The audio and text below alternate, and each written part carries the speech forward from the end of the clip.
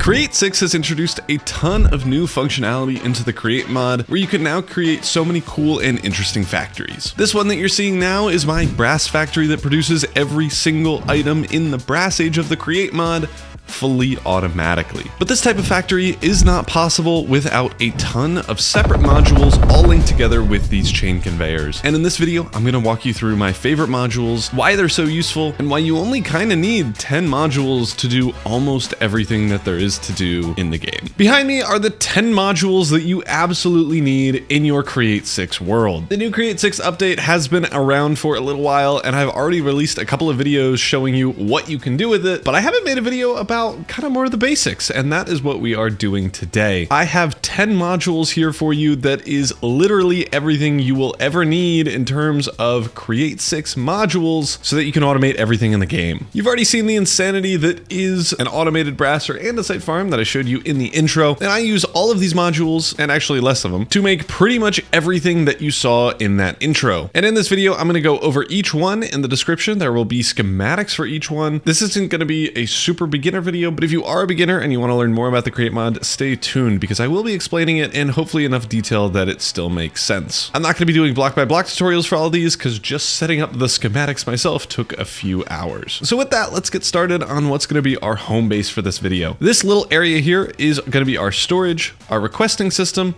our little automation board, and a dashboard here of all of the things that are currently in storage. This dashboard is basically just using display links to connect it up to a display to tell us how full our item vaults are in this massive storage array. Over here is going to be our requesting and depositing system that is connected up to our stock keeper over here. And then this is our automation board. I'm going to be explaining how to automate the things that I'm going to show you soon-ish in the coming modules. And honestly, out of the automation boards, this one is pretty simple, but also super weird because why are you making a cardboard automated but not other things that are super easy to automate? But let's get started with our initial accessing unit. This is just connected up to our chain conveyor here.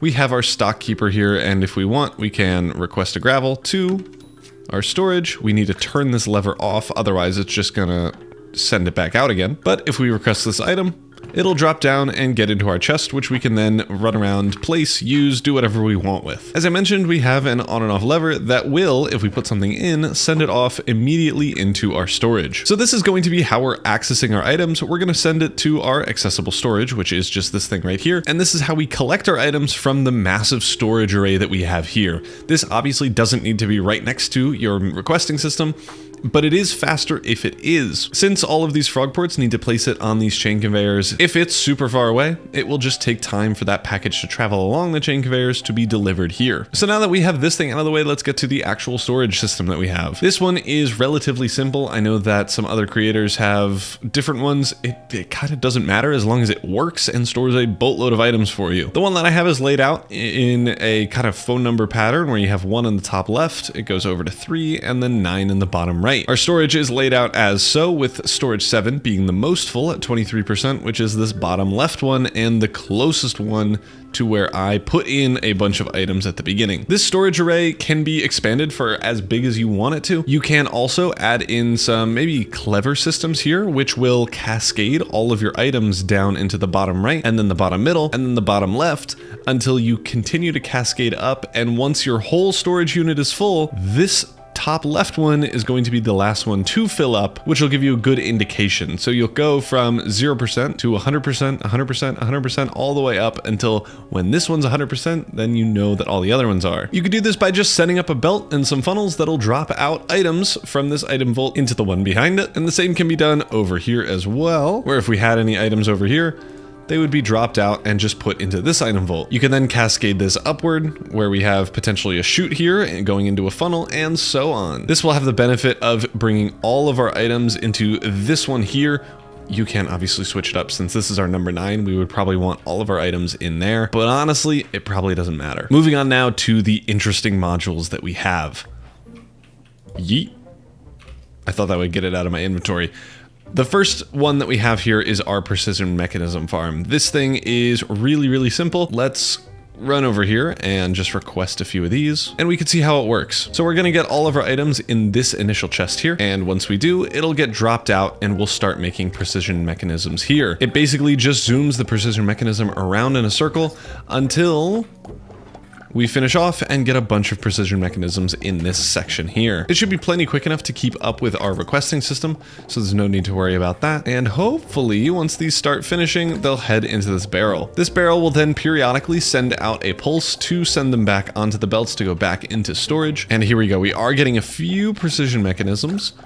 Make them. I think we're getting there. There we go. Now we start getting in quite a few of these since they're all wrapping up at around the same time. And there we go. It just got sent out on that periodic timer and everything is good there. The next module that we have here is our mixers. I have set all of these to just mix one item, but you can always consolidate these or add more things that you want to mix depending on your shapeless crafting in your mod pack. The things that I have mixing right now are kind of the base create things that you would want mixed, like our 2 different cog variants, andesite alloy, brass ingots, and cardboard. Let's say we want to create some cogwheels here. We need to get a birch plank and a shaft and send this to mixing small cog. Once that sends itself out, it'll head all the way over to here, go into there, and drop it out into this area.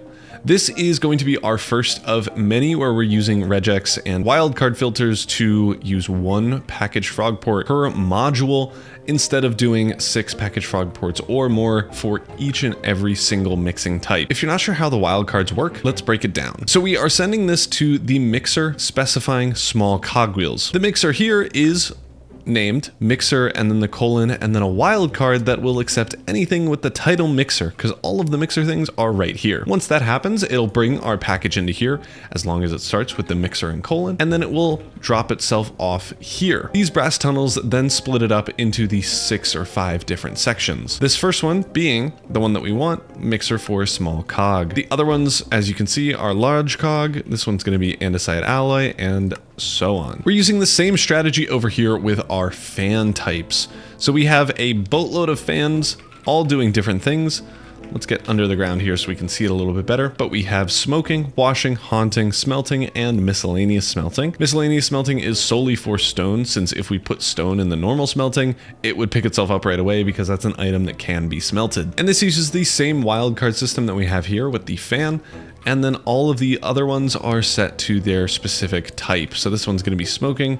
We have washing, haunting, blast smelting, and miscellaneous blast smelting. Again, if we want a bit of stone, we're going to set this to miscellaneous blast smelting, set it to cobble, and send it off. If we want some glass, we can just do normal blast smelting, and both of those will be sent off to their respective place. And if we go into spectator, you can see that this is smelting into stone while the glass is being smelted right next to it. This next one here is sawing. Sawing is used for a lot of different functions, mainly woods or various andesite or copper or brass types. Again, this works pretty much identically to the previous one where we have a saw. It'll pull it from the chain conveyor, drop it out onto this belt behind, and get filtered accordingly. And let's start talking about how we can automate this type of thing. Let's say I want to automate birch planks. In the crafting, you can saw stripped birch logs and turn it into birch planks. So if we have a factory gauge here that's set to our saw for logs, planks, and slabs, we have it configured to the proper numbers so that the factory gauge knows how many promises to send out. And we have it linked up to our stripped birch logs. So let's just do that now. We should be able to, if we just increase this up to 3 stacks, how about? It'll send out the recommended or required amount of stripped logs to go all the way around, get picked up by the saw, and get cut in half. That'll then happen until we have exactly enough planks that we need, and all you have to do is modify that little factory gauge there. The next module I wanted to show off is a bit of a weird one, but it is useful enough for me to call it out. This one's sturdy sheets, and potentially something I forgot to mention, which if you've gone this far, you might be confused. Why do we have a saw here? So let's explain that. If I want to send out a few powdered obsidian to be turned into sturdy sheets, we could either have our package be put into a packager and then dropped out, the powdered obsidian dropped out there, or we could just have it run through a saw. The saw is much better because we can put it right next to each other a little bit easier. We can filter it in the way that you saw, where if we need the package for a little bit longer, we can't just have the package frog port go straight into a packager because then it'll lose our proper destination, and it's a lot cleaner. And I'm getting ahead of myself, but something that's really important, as you just saw how quick it is if we're not using a packager. This dropping out, getting crushed, going back in here and turning into blocks of iron is so rapid because we're using these mechanical saws, and we can speed it up as much as we'd like. The normal packagers have a set speed, as you can see there, and there's no real way to speed it up. So if we want to be quick, we kind of want to use saws. But I didn't really show you what the sturdy sheet one does, so let's watch it now. So this will get picked up by this frog port. It'll get sliced up and then just double pressed after being lavaed to turn into a bunch of sturdy sheets.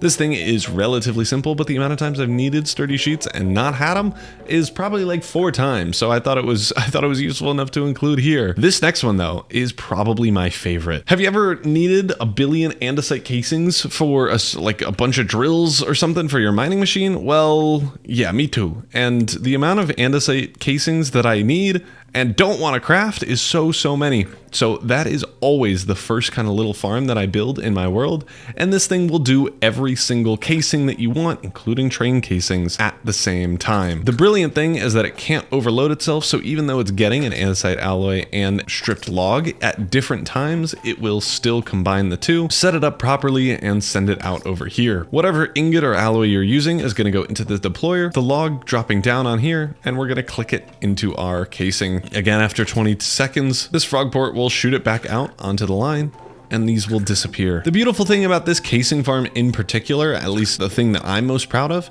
is that if we wanted to do andesite casing and brass casing at the same time using the same system, it will just work. So we see we have a brass ingot there, and the second we get enough logs and stuff for it, it will immediately create the brass casing, and then it can go straight back to creating those andesite casings, and it literally doesn't care. So you could do every single casing in a row, it doesn't matter, and it'll work flawlessly. The next one that is insanely important is just your standard pressing. You can see how quickly this is already going to turn our brass ingots into brass sheets, and the amount of times that you need a couple stacks of iron sheets or brass sheets or whatever amount of sheets, this is totally worth it. And as I was describing that, I totally forgot my rules of using a saw as long as you can. So I've just extended this a little bit, put in a saw, removed our packager, and made this thing a little bit cheaper for us. I'm going to skip the crafters and go to our second to last one, the compacting systems. So we have ingots and then every other block compacting here, since ingots could be compacted into all blocks if we let it, which we don't want it to. So this little system will compact every item in the game, at least in the base create mod. And as you can see, it is just going to slurp this thing up, throw it into the system that it needs to be. If we're crafting ingots, then ingots, and otherwise just normal blocks, and then drop it back out into this basin. And again, we are doing this automatically with our little factory board here. But now let's get to the most important one. The thing that'll actually let you automate everything in the game, the crafters. And we're starting here because, well, you do need factory gauges to run the crafters properly. If we tried, let's say, let's just grab a shaft and a plank of wood, send it to crafting, and see what happens. Ideally, we would have it get picked up by this thing, get put in the repackager, and then go straight into a crafter to craft. But as you can see, it's never going to do anything, even though we know that this crafting recipe will actually work. So what gives? Well, unfortunately, the game doesn't know that it can't craft stuff, or if it can, it's stupid, so we can't believe it. So instead, it's got to believe these factory gauges. And the other important thing is that we actually have to select the use mechanical crafter part and turn it green, because otherwise it doesn't know that it's using mechanical crafting. So I have down here something that we can craft, our rotation speed controllers, and if we bump this up to 10 there, we can run over to our crafter and see the magic happen. So as you saw, we have these packages getting picked up by 2 package frogbirds here because the crafter is used for so many things. And I have this double module here again because the crafter is used for so many things. This honestly isn't even enough vault space or crafting space for my brass farm in every scenario. So you may even want to extend this by 2 or 3 blocks if you wanted to. So after our crafting ingredients are brought down, they're turned into packages, thrown into our crafters, which immediately craft stuff and then put our output in this barrel. These things use repackagers, which along with the casings farm, just make our lives a little bit easier. These repackagers wait until the item vault has the necessary ingredients for crafting, and then it takes them out, puts them into their own package to then be sent to the crafters. This can be used not only for our crafting things, but also for things like casings, which aren't technically crafters.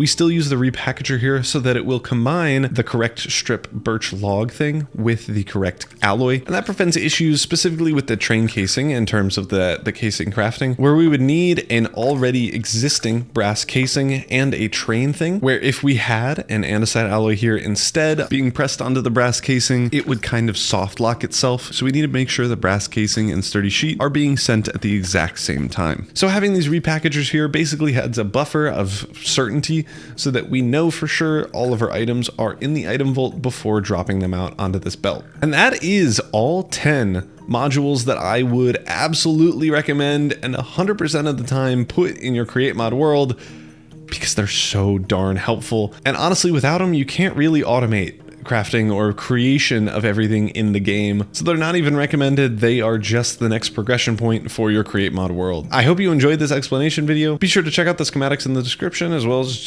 join my Discord, subscribe, like the video, and let me know down in the comments which is your favorite module. But with that, I'll see you in the next video.